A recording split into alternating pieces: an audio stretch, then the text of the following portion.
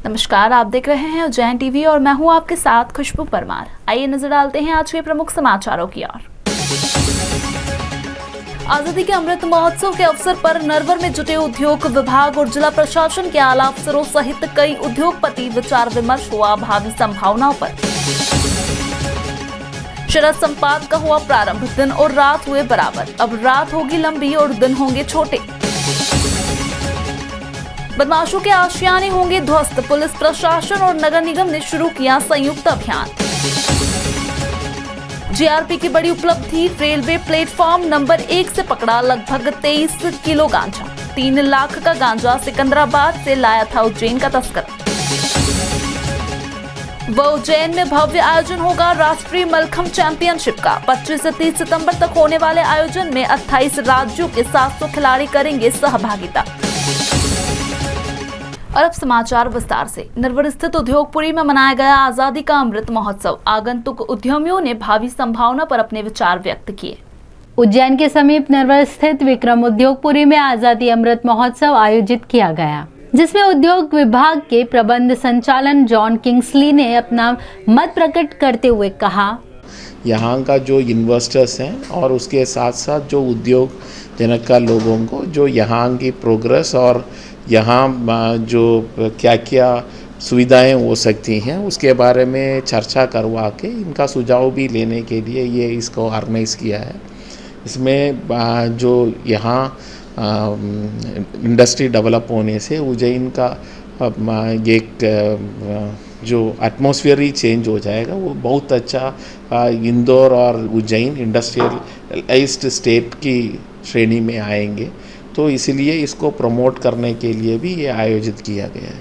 संचालक अनुराग वर्मा ने कहा, उद्योगपतियों के साथ में चर्चा करके अगर उनकी कुछ समस्याएं हैं जिनका हमारे स्तर से अगर समाधान होना है तो वो समाधान करेंगे। उसके अलावा जो पार्क में हम उनको जो सुविधाएं उपलब्ध करा रहे हैं उसके बारे में जानकारी देने के लिए आज का ये प्रोग्राम रखा गया है।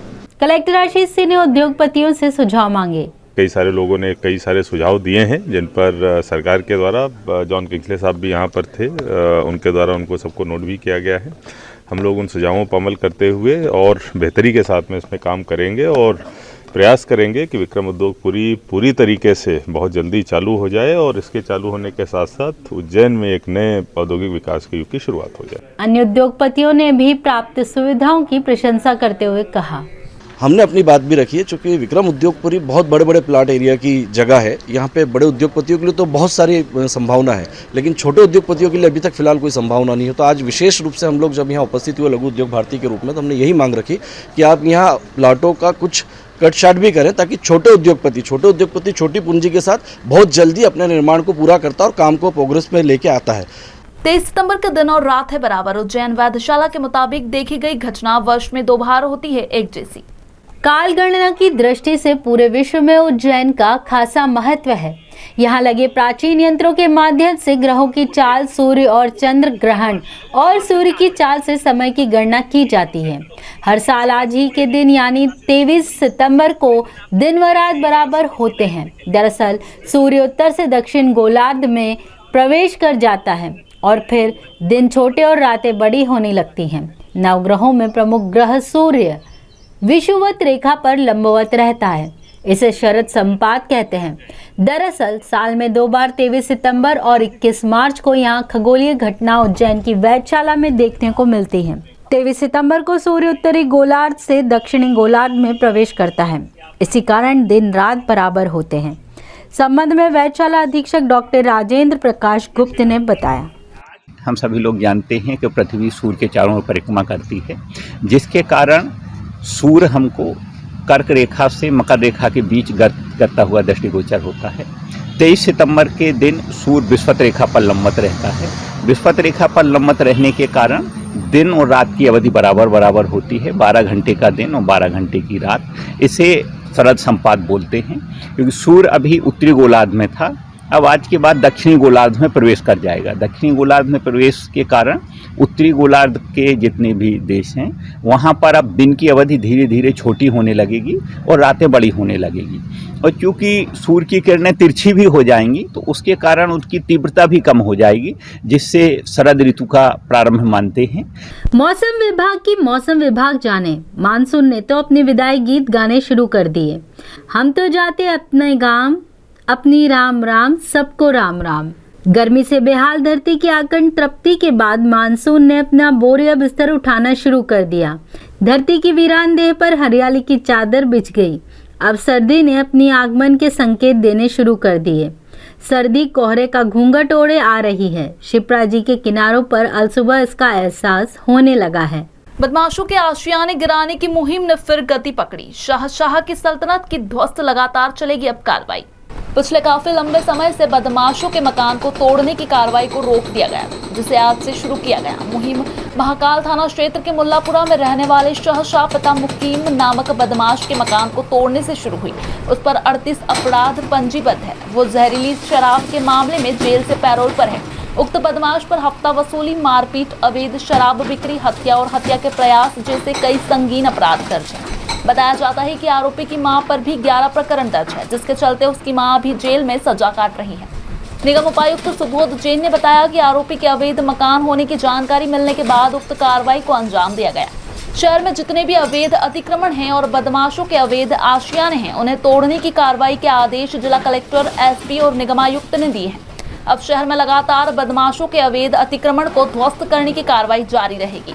उक्त कार्रवाई में सीएसपी पल्लवी शुक्ला, उपायुक्त सुबोध जैन सहित थाना प्रभारी मुनेन्द्र गौतम, थाना प्रभारी नानाखेड़ा ओपी अहिर, नीलगंगा प्रभारी तरुण कुरील आदि शामिल थे। कार्रवाई के संबंध में निगम उपायुक्त सुबोध जैन व सीएसपी पल्लवी शुक्ला ने बताया। कल बैठक में निर्देश दिए गए थे कलेक्टर महोदय, एसपी साहब और हमारे आयुक्त महोदय द्वारा संयुक्त रूप से, और जो भी अवैध निर्माण चिन्हित अपराधी हैं उनके प्राथमिकता से हटाने के निर्देश दिए थे। उसी क्रम में आज ये मुल्लापुरा में शहंशाह के मकान जो कि अवैध रूप से निर्मित है, इसको हटाने की कार्यवाही कर रहे हैं। शहंशाह निवासी मुल्लापुरा थाना महाकाल क्षेत्र, इस अपराधी के विरुद्ध 38 अपराध पंजीबद्ध हैं। गुंडा अभियान के तहत वरिष्ठ अधिकारियों के निर्देशन में ये कार्रवाई की जा रही है। 38 अपराधों के अंतर्गत जहरीली शराब बेचना, आबकारी अधिनियम के तहत कई अपराध पंजीबद्ध हैं। हफ्ता वसूली है, हत्या का प्रयास है, घर में घुसकर मारपीट है, कई गंभीर धाराओं में अपराध पंजीबद्ध हैं। इधर नीलगंगा थाना क्षेत्र के विष्णुपुरा में रहने वाले बदमाश सन्नी मराठा के अवैध मकान को आज नगर निगम की टीम ने निगम आयुक्त के निर्देश के बाद ध्वस्त कर दिया। इस दौरान बड़ी संख्या में पुलिसकर्मी भी मौके पर मौजूद थे। मकान तोड़ने के पूर्व पुलिसकर्मियों ने जब घर की तलाशी ली तो आरोपी के घर से 2 तलवार एवं लोगों के घरों के कुछ कागजात बरामद हुए हैं, जिसकी पुलिस जांच कर रही है। बताया जाता है कि आरोपी के ऊपर थाना क्षेत्र में अड़ीबाजी, जुआ, सट्टा, अवैध शराब सहित हत्या का प्रयास जैसे संगीन अपराध दर्ज है। जीआरपी पुलिस ने प्लेटफॉर्म से पकड़ा 3 लाख का गांजा। एक आरोपी हिरासत में सिकंदराबाद से लाया था 23 किलो गांजा। उज्जैन जीआरपी थाना पुलिस को एक बड़ी सफलता हाथ लगी है। जीआरपी थाना पुलिस ने मुखबिरी की सूचना पर कार्यवाही करते हुए उज्जैन रेलवे स्टेशन के प्लेटफॉर्म नंबर 1 से शिप्रा विहार निवासी शकील की शंका के आधार पर तलाशी ली तो उसके पास से 23 किलो 300 ग्राम गांजा बरामद हुआ, जिसकी कीमत 3 लाख रुपए बताई जा रही है। आरोपी गांजा सिकंदराबाद से लेकर उज्जैन पहुंचा था। पुलिस इस मामले में आरोपी को न्यायालय में पेश कर रिमांड मांगेगी। उससे पूछताछ करने के बाद ही खुलासा होगा कि वह किसे डिलीवरी देने वाला था। थाना प्रभारी निर्मल कुमार श्रीवास ने बताया, उसके पास ट्रॉली बैग और पिट्ठू बैग था और उसकी गतिविधियां संदिग्ध भी लग रही थी और इसी आधार पर हमने उसको पकड़ा था। पकड़ने पर उसके सामान की जांच की गई थी और वो उसमें गांजा रखा होना पाया गया। कुल 11 पैकेट उसमें पाए गए थे, जिसमें लगभग 23 किलो 300 ग्राम गांजा था, जिसकी लगभग कीमत 3 लाख रुपए है। उज्जैन में होगी नेशनल मलखम्ब चैंपियनशिप। 28 राज्यों के 700 खिलाड़ी हिस्सा लेंगे। 25 से 30 सितंबर तक चलेगी स्पर्धा। भारतीय मलखम्ब फेडरेशन द्वारा 25 से 30 सितंबर तक उज्जैन के माधव सेवा न्यास में मलखम्ब की नेशनल चैंपियनशिप का आयोजन किया जा रहा है। 25 से 27 और 28 से 30 सितंबर तक 2 सत्रों में ये प्रतियोगिता होगी। पहले सत्र में 25, 26 एवं 27 सितंबर को सब जूनियर प्रथम एवं द्वितीय और दूसरे सत्र में 28, 29, 30 सितंबर को जूनियर और सीनियर खिलाड़ियों के बीच यह प्रतियोगिता होगी। देश के 20 राज्यों के 700 खिलाड़ी शामिल होंगे। इसमें महाराष्ट्र, गुजरात, मध्य प्रदेश, तमिलनाडु के खिलाड़ियों के बीच कड़ी स्पर्धा देखने को मिलेगी। मलखम्ब के राष्ट्रीय कोच योगेश मालवीय ने बताया कि निष्पक्ष प्रतियोगिता आयोजन के लिए देश के विभिन्न राज्यों के 100 ऑफिशियल शामिल होंगे। National mallakhamb championship Madhya Pradesh mallakhamb association, खेल एवं युवक कल्याण मध्य प्रदेश और माधव सेवा न्यास के संयुक्त तत्वाधान में आयोजित होगी। पहले यह स्पर्धा मार्च में होने वाली थी, लेकिन कोरोना की अधिकता के चलते इसे आगे बढ़ाना पड़ा। ऐसी स्थिति में देश के अधिकांश राज्यों ने मलखम्ब प्रतियोगिता आयोजित करने से इनकार कर दिया। मलखम्ब फेडरेशन ऑफ इंडिया के राष्ट्रीय कोषाध्यक्ष किशोर शरण श्रीवास्तव व माधव सेवा न्यास के अध्यक्ष विजय केवलिया ने बताया, इन 5 जिलों में राष्ट्रीय 33वीं सब जूनियर प्रथम बालक व बालिका, 32वीं सब जूनियर द्वितीय बालक व बालिका, 36वीं सीनियर पुरुष, 33वीं जूनियर पुरुष वर्ग की राष्ट्रीय प्रतियोगिता का आयोजन किया जाना है। उद्घाटन 26 सितंबर को व समापन 30 सितंबर को किया जाएगा। फन एंड फूड बेकरी पर खाद्य विभाग ने की कार्रवाई, गंदगी व प्रतिबंधित सैकरीन मिला। नागजीरी थाना क्षेत्र की उद्योगपुर स्थित टोस्ट फैक्ट्री में खाद्य विभाग की टीम द्वारा दबिश दी गई। दबिश के दौरान जांच करने पर टीम ने पाया कि फैक्ट्री में टोस्ट बनाने के दौरान प्रतिबंधित सैकरीन का उपयोग किया जा रहा था। खाद्य विभाग ने 1.5 से 2 किलो प्रतिबंधित सैकरीन जब्त किया। उक्त सैकरीन को बच्चों की सेहत पर असर डालने के चलते प्रतिबंधित किया गया था। वहीं दूसरी ओर टीम ने टोस्ट में केमिकल और लाल रंग मिलाना पाया। फैक्ट्री में जगह जगह पर पाउच के थूक के निशान सहित कई अनियमितताएं पाई गई। खाद्य अधिकारी बसंत दत्त शर्मा ने बताया कि सुरेंद्र शर्मा निवासी सेठी नगर और गुलरेज खान निवासी ग्रीन पार्क कॉलोनी ने 4 से 5 महीने पहले ही पार्टनरशिप में उक्त फैक्ट्री को शुरू किया। फैक्ट्री में गंदगी और अनियमितता पाई जाने के चलते कार्यवाही की गई। जी, आज बिल्कुल हमें एक सूचना पर यहाँ नागझिरी स्थित एक फन एंड फूड्स करके बेकरी है जो सनराइज के नाम से भी टोस्ट बनाती है। यहाँ पर हम एफएसओ की टीम जो है यहाँ पे आज इसके द्वारा कार्रवाई की गई है और हमने देखा यहाँ पे कि हाइजीनिक स्तर तो है ही नहीं, काफ़ी गंदगी मिली है, लाइसेंस शर्तों का पालन नहीं मिला है और इसके साथ प्रतिबंधित हमें जो सैकरीन जो कि टोस्ट में प्रतिबंधित है, सैकरीन भी हमें यहाँ पे मिल गई है, उसके भी हम नमूने ले रहे हैं, वो हमने जब्त कर ली है और ये सारे नमूने लेके हम राज्य खाद्य प्रयोगशाला भेजेंगे और उसकी जाँच प्रतिवेदन के बाद हम इस पर अग्रिम कार्रवाई करेंगे। मध्य प्रदेश के राज्यसभा उम्मीदवार राज्य मंत्री एल मुरुगन पहुंचे उज्जैन, पीएम मोदी के जीवन पर लगी प्रदर्शनी देखी। केंद्रीय सूचना एवं प्रसारण राज्य मंत्री एल मुरुगन बुधवार की सुबह महाकालेश्वर ज्योतिर्लिंग के दर्शन करने पहुंचे। यहां से वे भारतीय जनता पार्टी कार्यालय भी गए, जहां उन्होंने कार्यकर्ताओं से मुलाकात की। मुरुगन ने मुलाकात के बाद प्रधानमंत्री नरेंद्र मोदी के जीवन संघर्ष पर लगी प्रदर्शनी भी देखी। उनके साथ भारतीय जनता पार्टी के स्थानीय नेता भी शामिल थे। प्रदेश के उच्च शिक्षा मंत्री डॉक्टर मोहन यादव और भारतीय जनता पार्टी सांसद अनिल फिरोजिया, विधायक पारस जैन ने उनका स्वागत किया। मध्य प्रदेश से राज्यसभा सांसद रहे थावरचंद गहलोत के राज्यपाल बनाए जाने के बाद जुलाई में ये सीट खाली हुई थी। इस पर भारतीय जनता पार्टी ने केंद्रीय मंत्री एल मुरुगन को उतारा है। कांग्रेस से कोई उम्मीदवार उनके सामने नहीं है, इसलिए वे राज्यसभा में निर्विरोध निर्वाचित हो सकते हैं। पंडित देवीचंद शर्मा उस्ताद की प्रथम पुण्यतिथि पर उनके स्मृति में खेल अलंकरण समारोह आयोजित किया गया। पंडित देवीचंद शर्मा उस्ताद स्मृति खेल अलंकरण समारोह के मुख्य अतिथि थे सांसद अनिल फिरोजिया, विधायक पारस जैन, पूर्व निगम अध्यक्ष सोनू गहलोत। कार्यक्रम के पूर्व नन्ही बालिकाओं द्वारा नृत्यांजलि प्रस्तुत की गई। आयोजक ऋतु शर्मा व ज्योति शर्मा द्वारा अतिथियों का अभिनंदन किया गया। स्वामी मुस्कुराके ने कार्यक्रम का संचालन किया।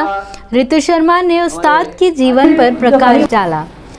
परिवार की देखरेख के लिए उन्होंने नगर निगम में सर्विस जरूर करी, पर सर्विस के अलावा सुबह और शाम अगर वो कहीं नजर आते थे तो वो खेलों के मैदान हुआ करते थे। आजकल तो गूगल है या व्हाट्सएप है, आप सब जानकारी इस पे ले सकते हैं। ये उस जमाने की बात है जब जानकारियाँ सिर्फ बाबूजी के पास पाई जाती थी। उज्जैन में अगर कोई प्रोग्राम स्पोर्ट्स का कुछ करना है, कहीं ग्राउंड बनाना है, कोई मेजरमेंट है, तो सब बाबूजी को तलाशते थे। हमारे कार्यक्रम को अतिथियों ने संबोधित भी किया। उस टाइम में इतने क्लब उज्जैन में चलते थे और पूरे जिले में इतने क्लब चलते थे, शायद कबड्डी के टूर्नामेंट हर महीने और हफ्ते में होते थे।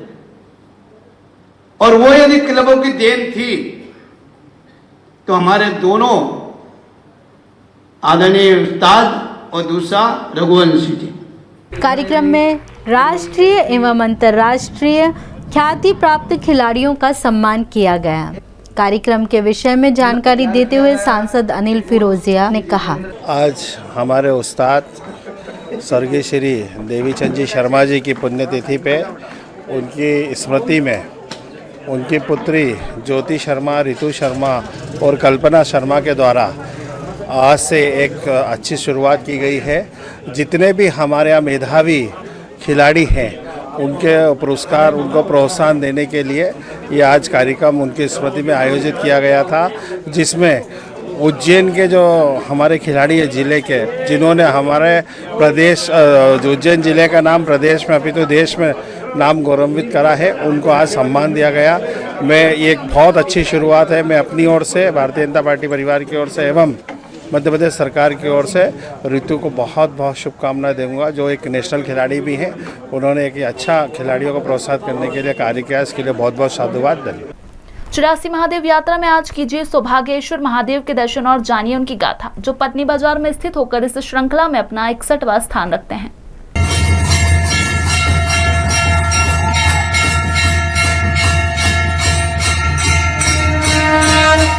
पहले प्राकृत कल्प में अश्वाहन नामक राजा हुए। काशीराज की मदन मंजरी नामक कन्या उनकी पत्नी थी, जो बड़ी सुंदर, सुशील एवं पतिव्रता थी। लेकिन दुर्भाग्य के कारण उन्हें कोई संतान नहीं हुई। इस कारण राजा को वो प्रिय नहीं थी। राजा उन पर क्रोध करते, यहाँ तक कि रानी के स्पर्श से राजा को मूर्छा आ जाती। क्रोधित राजा ने उन्हें वन में भिजवा दिया। तब रानी दुखी हो रोने चिल्लाने लगी। उन्हें वहाँ एक तेजस्वी मुनि दिखाई दिए। रानी ने अपने दुर्भाग्य का कारण मुनि से पूछा। मुनि ने ध्यान मग्न हो कहा, कन्यादान के समय राजा को पाप ग्रहों ने देखा, इस कारण राजा क्रुद्ध रहते हैं। अब तुम महाकाल बन जाओ रानी, वहाँ सौभाग्य देने वाले शिवलिंग का पूजन करो। मतंगेश्वर के पास सौभाग्येश्वर शिवलिंग है, उनका इंद्राणी ने पूजन कर सौभाग्य की प्राप्ति की। रानी मदन मंजरी ने वैसा ही किया। उनकी भक्ति के प्रभाव से राजा अश्ववाहन को अपनी पत्नी का स्मरण हुआ। उन्होंने ऋषिराज जमदग्नि से पूछा, हे महाराज, मेरी पत्नी कहाँ होगी?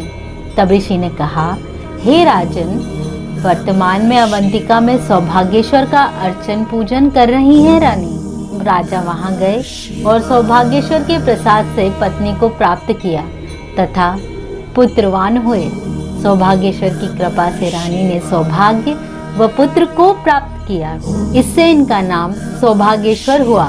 सौभाग्येश्वर महादेव के दर्शन मात्र से ग्रह बाधा का नाश होता है तथा सौभाग्य की वृद्धि होती है।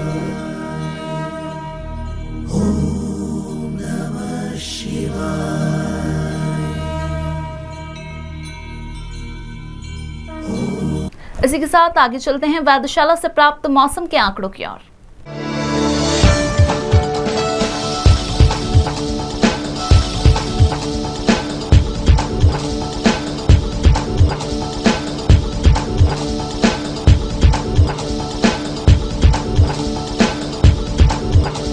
अंत में प्रमुख समाचार एक बार फिर। आजादी के अमृत महोत्सव के अवसर पर नरवर में जुटे उद्योग विभाग और जिला प्रशासन के आला अफसरों सहित कई उद्योगपति विचार विमर्श हुआ भावी संभावनाओं पर। शरद संपात का हुआ प्रारंभ, दिन और रात हुए बराबर, अब रात होगी लंबी और दिन होंगे छोटे। बदमाशों के आशियाने होंगे ध्वस्त, पुलिस प्रशासन और नगर निगम ने शुरू किया संयुक्त अभियान।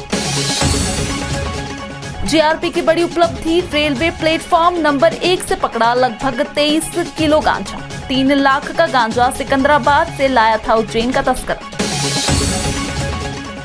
उज्जैन में भव्य आयोजन होगा राष्ट्रीय मलखंभ चैंपियनशिप का। 25 से 30 सितंबर तक होने वाले आयोजन में 28 राज्यों के 700 खिलाड़ी करेंगे सहभागिता। तो ये थे उज्जैन शहर के प्रमुख समाचार। ताज़ा खबरों के लिए देखते रहिए उज्जैन टीवी। हमारे YouTube चैनल को लाइक सब्सक्राइब करना ना भूलें। नमस्कार।